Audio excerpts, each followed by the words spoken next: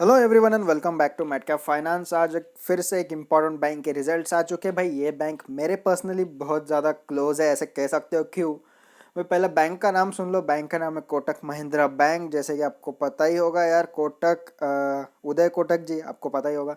इनकी decision making का मैं पर्सनली बहुत बड़ा फ़ैन हूँ। इनकी डिसीजन मेकिंग बहुत ही सॉलिड और बहुत ज़्यादा स्ट्रांग होती है और फ्यूचरिस्टिक होती है। तो मुझे पर्सनली ये बैंक बहुत ज़्यादा पसंद आता है। आपको आता है नहीं आता है वो आपके ऊपर है। देख जरूर लेना एक वीडियो को एंड तक। ओके, तो सीधा चलते हैं क्वार्टर रिजल्ट्स के ऊपर। इंदिरा बैंक के रिजल्ट्स और ये आज ही आए हैं, कह सकते हो आप।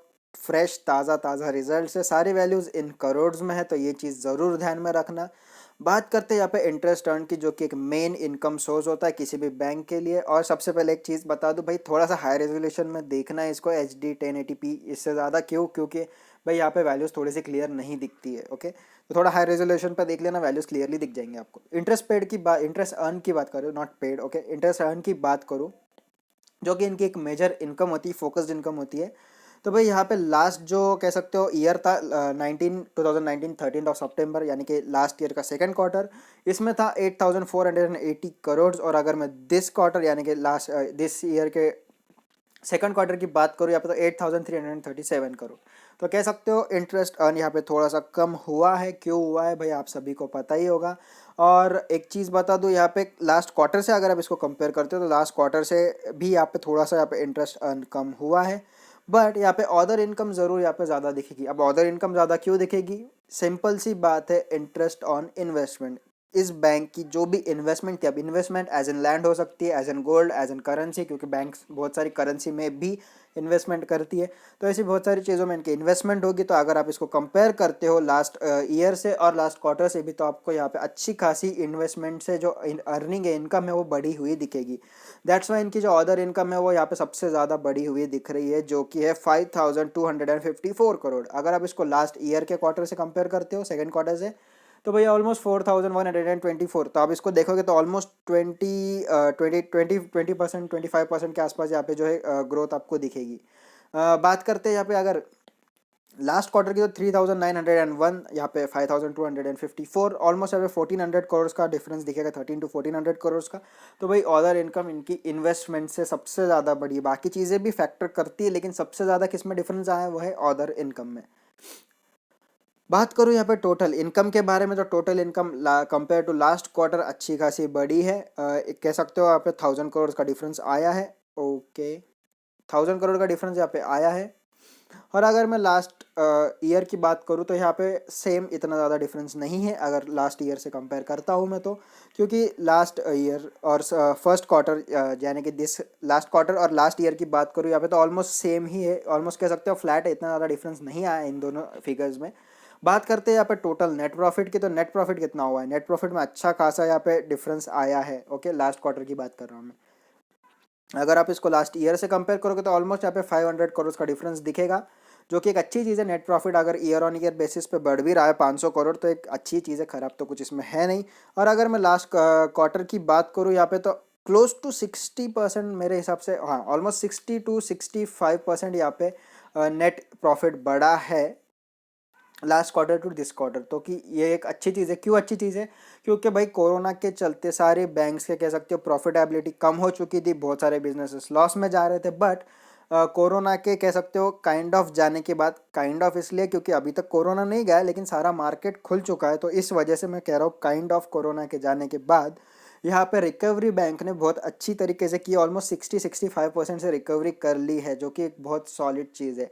अब भाई मुझे मेरे कुछ व्यूअर्स कमेंट में बता रहे थे, भाई आप कोरोना कोरोना क्यों करते हो, कोरोना तो जा चुका है। भाई एक्चुअल में कोरोना नहीं गया है, कोरोना अभी भी है। और सेकंड चीज़, मैं कोरोना इसलिए कर रहा हूँ क्योंकि भाई कोरोना के चलते जो इकोनॉमी में, कह सकते हो, फॉल आया था, जो गैप क्रिएट हुआ था, वो गैप को फिल होने में लगता है थोड़ा सा टाइम। ओके, टाइम लगता है। ऐसा नहीं कोरोना चला गया तुरंत इकोनॉमी फिल हो गई, फिल होने में टाइम लगता है। और इसको फिल होने में कितना टाइम लगेगा? मेरे हिसाब से 1 साल तो भी जाएगा at most. Okay, at most 1 साल तो लग ही जाएगा यहाँ पे ऑलमोस्ट। क्योंकि कह सकते हो यहाँ पे, क्योंकि कोई चीज़ को गिराने के लिए टाइम नहीं लगता, लेकिन उसी चीज़ को फिर से बिल्ड करने के लिए, खड़ा करने के लिए बहुत ज़्यादा टाइम लग जाता है। तो भाई यही चीज़ की वजह से मैं बार बार कह रहा हूँ कि कोरोना की वजह से इफेक्ट आया, कोरोना की वजह से इफेक्ट आया। बट इस बैंक ने बहुत अच्छी तरीके से फिर से खड़ा हुआ है, और अगर आप लास्ट ईयर से कंपेयर करते हो तो बहुत ही ज़्यादा, क्योंकि लास्ट ईयर से भी ज़्यादा इसने नेट प्रॉफिट कमा लिया है। तो मेरे हिसाब से hands of for this thing, क्योंकि बहुत ही ज़्यादा अच्छी वाली चीज़ हुई है यहाँ पे। प्रॉफिट आफ्टर टैक्स में ज़्यादा डिफरेंस आपको दिखेगा नहीं, ऑलमोस्ट सेम ही फिगर्स आते हैं, थोड़ा बहुत माइनर सा चेंज होता है क्योंकि टैक्स वैक्स थोड़ा सा डिडक्ट हो जाता है। मेनली चीज़ जो मेजर फोकस में आती है वो है भाई नेट प्रॉफिट, और नेट प्रॉफिट में अच्छा खासा डिफरेंस यहाँ पे देखने मिला है लास्ट का क्वार्टर से कंपेयर करूँ तो। बात करते हैं कुछ इंपॉर्टेंट रेशोज़ की, तो भाई यहाँ पे चल रहा था CAR यानी कैपिटल एडिक्वेसी रेशो, कैपिटल को किस तरीके से यूज़ कर रही है कंपनी। तो भाई एक चीज़ समझ लो, 18.15 का CAR था लास्ट ईयर, और अभी हो चुका है 22 का। और यहाँ पे बात करूँ लास्ट क्वार्टर की तो इतना ज़्यादा डिफरेंस नहीं है, 0.7 का ही डिफरेंस है यहाँ पे, बट फेयर इनफ डिफरेंस तो है, बड़ा ज़रूर है यहाँ पे। बात करो अर्निंग पर शेयर की, EPS जो कि सबसे ज़्यादा इंपॉर्टेंट चीज़ है, बट एक चीज़ समझ लो, नेट प्रॉफिट बढ़ा है तो EPS भी बढ़ेगा ही। जैसे देख सकते हो लास्ट ईयर के सितंबर क्वार्टर में EPS था 12 का, दिस सितंबर है 14.89, क्लोज टू 15 का। अर्निंग पर शेयर 15 रुपये पर शेयर। और यहाँ पे बात करूँ मैं अगर लास्ट क्वार्टर की तो 9.5 सर। अब तीनों क्वार्टर से अगर आप इसको कंपेयर करते हो तो भाई यहाँ पे आपको फिगर अच्छा खासा बढ़ा हुआ दिखेगा दिस क्वार्टर में, ओके। तो यही एक मेजर थिंग है कि यहाँ पे नेट प्रॉफिट भी बढ़ा, EPS भी बढ़ा, सारी चीज़ें पॉजिटिव है, और साथ ही साथ एक नया ब्रेकआउट भी आया है, वो हम चार्ट पे ज़रूर देखेंगे, ओके। बात करते हैं NPS, जो कि सेकंड इंपॉर्टेंट पार्ट होता है। सेकंड इंपॉर्टेंट पार्ट इसलिए क्योंकि भाई NPS अभी अभी के लिए सेकंड इंपॉर्टेंट पार्ट है, क्योंकि सुप्रीम कोर्ट के ऑर्डर से NPA डिक्लेयर नहीं करना है। तो दैट्स वाई मैं इसको सेकेंडली इंपॉर्टेंट कह रहा हूँ, क्योंकि इस फिगर्स में चेंजेस आ सकते हैं आगे जाकर, ओके। बात करते हैं NPS की, तो यहाँ पे NPS ग्रॉस NPS देखोगे तो ईयर ऑन ईयर भी बढ़े और क्वार्टर ऑन क्वार्टर भी बढ़े, okay. Sorry, quarter on quarter कम हुए, लेकिन ईयर ऑन ईयर बहुत ज़्यादा बढ़ चुके हैं। और अगर मैं नेट NPS की बात करूँ तो अच्छी खासी गिरावट आई है यहाँ पे। लास्ट ईयर के सेकंड क्वार्टर की बात करो 2031 के यहाँ पे NPS चल रहे थे, और अगर मैं दिस क्वार्टर की बात करूँ तो 1636 के यहाँ पे NPS चल रहे हैं। अगर लास्ट क्वार्टर से भी बात करूँ तो यहाँ पे 400 से NPS का नंबर जो है गिर चुका है मोटा मोटा। तो एक अच्छी चीज़ है ये कि भाई बैंक बहुत अच्छे से परफॉर्म कर रहा है, बट NPS की फिगर्स चेंज होगी, मैं बार बार ये चीज़ कह रहा हूँ, NPS की फिगर्स चेंज हो सकती है, क्योंकि कि भाई यहाँ पे NPS डिक्लेयर नहीं करना है। क्यों? क्योंकि लोग लोन पे नहीं कर पा रहे थे, ओके। तो सीधा चलते हैं अभी, सॉरी, देखते हैं कि किस तरीके से ये परफॉर्म कर रहा है ऑन चार्ट। ज़रूर देख लेना कि भाई यहाँ पे आज जो है कोटक महिंद्रा बैंक 2% अप था। अगर मार्केट कैप की बात करो तो 2,80,000 करोड़ का यहाँ पे मार्केट कैप है। इंडस्ट्री पी चल रहा है 29 का, और इसका पी चल रहा है 48। तो इंडस्ट्री के मुकाबले भाई अच्छा खासा महंगा स्टॉक है, लेकिन यहाँ पे डिलीवरी परसेंटेज 39 का है। क्यों? क्योंकि फ्रेश ब्रेकआउट दिया है, लोग इसको बाय कर रहे हैं, और इसका टारगेट भी अच्छा खासा है, ऑलमोस्ट 7 to 8% का टारगेट आपको आने वाले 2 to 3 वीक्स में दिख सकता है, ओके। स्ट्रेंथ की बात करूँ तो भाई नेट कैश फ्लो बढ़ रहा है, साथ ही साथ अगर मैं बात करूँ रिटर्न ऑन इक्विटी भी लास्ट 2 ईयर से इंप्रूव हो रहा है। कैश जनरेशन एबिलिटी भी लास्ट 2 ईयर से अच्छी खासी बढ़ रही है, नेट कैश फ्लो बढ़ रहा है यहाँ पे लास्ट 2 ईयर से, एनुअल नेट प्रॉफिट भी बढ़ रहा है लास्ट 2 ईयर से। बात करूँ बुक वैल्यू, तो बुक वैल्यू तो ऑब्वियसली बढ़ेगा ही, और यहाँ पे जीरो प्रमोटर प्लेजिंग है। प्रमोटर आपको पता ही है, मेजरली स्टेक है कोटक सर के पास में। FIS की बात करूँ तो इंक्रीज कर रहे हैं स्टेक होल्डिंग, और मोमेंटम तो बहुत ही ज़्यादा सॉलिड है यार इसके अंदर में। बात करते हैं वीकनेस की, तो एक बेयरिश इंगल्फिंग कैंडल जो है यहाँ पे बना था। यहाँ पे म्यूचुअल फंड वाले उनकी डिक्रीज कर रहे हैं। भाई FIS बढ़ाएंगे तो MF तो कम करेगी, किसी ना किसी को तो अपना स्टेक देना ही पड़ेगा, तभी तो स्टेक बढ़ेगा। बात करें यहाँ पे नेट प्रॉफिट की, तो थोड़ा सा क्वार्टर ऑन क्वार्टर डिक्लाइन हुआ था, ये लास्ट क्वार्टर की वीकनेस है, ये अभी आने वाले क्वार्टर में चेंज हुआ है। क्वार्टरली आप अगर देखोगे तो नेट प्रॉफिट मार्जिन बहुत बड़ा है, तो ये एक फॉल्स चीज़ है, इसको मैं कट कर दे रहा हूँ। बात करें यहाँ पे नेट प्रॉफिट, तो ये भी थोड़ा सा कम हुआ है, तो मैं इसको भी कट कर देता हूँ। ये सारी चीज़ें चेंज हो चुकी है, इसको शायद मनी कंट्रोल में आने में टाइम लग जाए, बट अभी के लिए ये सारी चीज़ें कट हो चुकी है। अगर मैं इसका प्रॉफिट भी बात करूँ तो ये भी यहाँ पे कम हुआ है। प्रोमोटर प्लेजिंग यहाँ पे, वो प्रोमोटर भी यहाँ पे डिक्रीज कर रहे हैं उसकी शेयर होल्डिंग, ओके। तो यहाँ पे तीन चीज़ें जो है, जो कि वीकनेसेस थी, वो एक्चुअल में वीकनेस नहीं है, उसको कट कर देना चाहिए था मेरे हिसाब से, बट अभी तक हुआ नहीं है, इसीलिए इसको डिक्लेयर मैं तो नहीं करूँगा, ओके। बात करें यहाँ पे रेवेन्यू की, तो रेवेन्यू कंटिन्यू पिछले 3-4 सालों से बढ़ ही रहा है यहाँ पे, और प्रॉफिट भी अच्छा खासा बढ़ रहा है, सारे वैल्यू इन 1000 करोड़ से। अगर आप यहाँ पे बात करते हो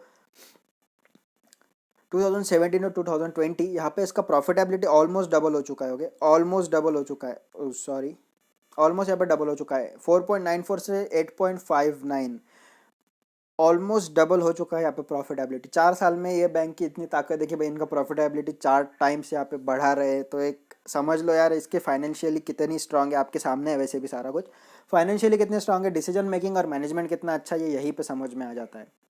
बात करें पेयर कंपैरिजन की, तो एच डी एफ सी और एक्सिस के कंपेयर में आप अगर देखोगे तो एच डी एफ सी यहाँ पे थोड़ा सा कह सकते हो बाजी मार गया, 1% ही डाउन था, लेकिन एक्सिस 32% डाउन है। लास्ट एक साल के रिटर्न्स की बात कर रहा हूँ मैं। कोटक की बात करें तो 12% फेयर इनफ डाउन था। बात करते हैं शेयर होल्डिंग पैटर्न की, तो 26% प्रोमोटर्स के पास है, म्यूचुअल फंड वालों के पास 9.29 है, डीआईएस के पास 15% है, फॉरेन वालों के पास 42, सबसे ज़्यादा फॉरेन वालों के पास है। और अदर पार्टीज़ की बात करें तो 16% की शेयर होल्डिंग है। बात करते हैं रिटर्न्स की, तो पिछले एक वीक में ऑलमोस्ट 3% भागा है, सेक्टर 0.14% और निफ्टी 0.89% नेगेटिव। एक मंथ की बात करूँ तो 13% के रिटर्न्स दिए, जो कि बहुत ही अच्छे हैं मेरे अकॉर्डिंग। सेक्टर की बात करूँ तो 15% के रिटर्न्स दिए और निफ्टी ने 6.49% के। एक साल के रिटर्न की बात करूँ तो यहाँ पे 10% डाउन है, सेक्टर 8% डाउन है, निफ्टी 1.51% डाउन है। आपको दिख रहा होगा कोविड की वजह से कितना ज़्यादा 1000 रुपीज़ के आसपास ये ट्रेड आ गया था, 1700 का इसका हाई था और अभी चल रहा है ऑलमोस्ट 1400 के आसपास में। तो अच्छी खासी रिकवरी यहाँ पे दिखी है। बात करते 3 साल के रिटर्न्स की, तो क्लोज टू 40% यहाँ पे रिटर्न्स जो दे दिए गए थे कोटक महिंद्रा बैंक की तरफ से। सेक्टर 21% और निफ्टी 14.3% की। जैसे मैं कहा था 1700 का इसका हाई था, लो इसका 993 का था। तो एक अच्छी चीज़ है कि अभी 1400 पे ट्रेड कर रहा है, ऑलमोस्ट उसने हाफ वे डन कर लिया है। बात करते हैं पे मंथली चार्ट के बारे में, तो मंथली चार्ट पे आप परफॉर्मेंस देख ही सकते हो कितना शानदार यहाँ पे ग्रोथ है। और थोड़ा सा इसको जूम करके दिखाओ तो इसने ऑलमोस्ट इसके सारे कैंडल्स के ऊपर सारी मूविंग एवरेजेस के ऊपर इसने क्लोजिंग दे चुका है। मंथली 20 मंथ मूविंग एवरेज के ऊपर भी इसने लास्ट मंथ में यानी करंट मंथ में इसने जो है क्लोजिंग दी है। अभी एक कह सकते हो वीक बाकी है, तो आगे देखा जाएगा, बट एज ऑफ नाउ भाई इसने कह सकते हो इसके ऊपर तो ये निकल ही गया है। बात करते हैं यहाँ पे वीकली एनालिसिस की, तो भाई यहाँ पे देख सकते हो कितना सॉलिड वाला कैंडल बना है। ये आज पहला ही दिन है वीक का, बट फिर भी यहाँ पे बुल्स यहाँ पे कितने ज़्यादा एक्टिव है ये आप देख सकते हो। और एक चीज़ बता दूँ, ये ड्रैगन फ्लाई डोजी जो कि एक बुलिश सिग्नल जो है सेंटीमेंट दिखाता है, बुलिश सेंटीमेंट दिखाता है। बात करें डेली की, तो डेली पे भी सेम कैंडल आपको देखने को मिल रहा है। यहाँ पे बुल्स ज़्यादा एग्रेसिव है एज़ कम्पेयर टू बेयर्स। और यहाँ पे एक चीज़ समझने वाली है कि भाई यहाँ पे भी ड्रैगन फ्लाई डोजी जो है वो बना है, फ्रेश क्रॉसओवर दिया है। यहाँ पे 20 डेज मूविंग एवरेज ने 50 और 100 को अच्छा खासा कट किया है। और साथ ही साथ में स्टॉक की बात करूँ तो स्टॉक ने भी 200 डेज मूविंग एवरेज के ऊपर क्लोजिंग दी है। तो यहाँ पे एक फ्रेशली ब्रेकआउट देखने को मिल रहा है। अब बाइंग करना नहीं करना वो तो मैं आगे बता ही दूंगा, बट उससे पहले आरएसआई देख लो। आरएसआई भी यहाँ पे स्ट्रेंथ पकड़ रहा है, थोड़े बहुत अप्स एंड डाउन्स के साथ, लेकिन स्ट्रेंथ जरूर पकड़ रहा है, ये एक अच्छी चीज़ है। एमएससीडी की बात करूँ तो एमएससीडी ने भी यहाँ पे बुलिश क्रॉस ओवर जो है वो दिया है। तो अभी बाय कैसे करना है और किस लेवल के लिए करना है, तो भाई अगर आपको बाय करना है तो this is the right time to buy this stock. और एक चीज़ बता दो, यहाँ पे आपका टारगेट अगर आप पोजिशनल ट्रेड हो तो 1500 के टारगेट के लिए ले लेना। ऑलमोस्ट 7% का टारगेट आ जाएगा आपको, 7 to 8%। और इससे ज़्यादा एक्सपेक्ट करना भी मत, क्योंकि निफ्टी ऑलरेडी उसके कह सकते नॉर्मल रेंज के पास आ चुका है, तो इससे ज़्यादा मूवमेंट नहीं मिलेगा। 7% इज़ फेयर इनफ, एक मंथ में आ जाएगा। बट अगर आप इसमें इन्वेस्टमेंट के लिए सोच रहे हो तो भाई अच्छा स्टॉक है, मेरे हिसाब से इन्वेस्ट कर सकते हो इसमें। लेकिन 1700 का टारगेट जो है इसका फिर से आने में मेरे हिसाब से टाइम लग जाएगा। टाइम कितना लगेगा ये तो अभी बताना थोड़ा सा मुश्किल है, बट जिस तरीके से परफॉर्म कर रहा है तो एक अंदाज़ा लगा सकते हो कि एक साल में ये 1700 के लेवल पे आ जाएगा। तो इसमें आप लगाना नहीं लगाना ये आप देख लो आपके हिसाब से, मैंने तो मेरा एनालिसिस बता दिया। तो भाई बस आज के लिए इतना ही। वीडियो पसंद आया तो लाइक और शेयर करना मत भूलना। भाई नए हो तो सब्सक्राइब जरूर करो, बेल आइकॉन दबा दो और ऑल पे ज़रूर सिलेक्ट कर लेना, ताकि मैं जब भी वीडियो डालूँ टाइम टू टाइम आपको उसका अपडेट मिल जाए। और बस thank you, bye bye and happy trading.